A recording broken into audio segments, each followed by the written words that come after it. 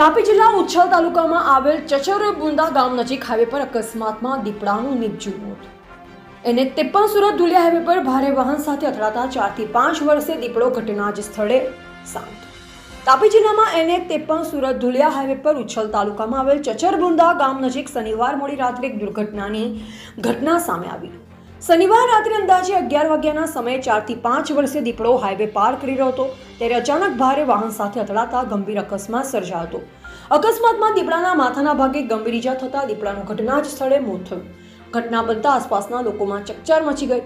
આ બનાવની જાણ થતાં તુરંત જ ઉચ્છલ વન વિભાગના અધિકારીઓ અને સ્ટાફ, આરએફઓ સાહેબ Mittalbhai Patel, forester Sejalben Gamit, beat guard Lalubhai Qureshi અને બીટ ગાર્ડ સલામભાઈ ઘાંચી સહિતના અધિકારીઓ અને કર્મચારીઓ ઘટના સ્થળે હાજર થયા અને દીપડાના મૃતદેહને કબજે લઈ આગળની કાર્યવાહી હાથ ધરી।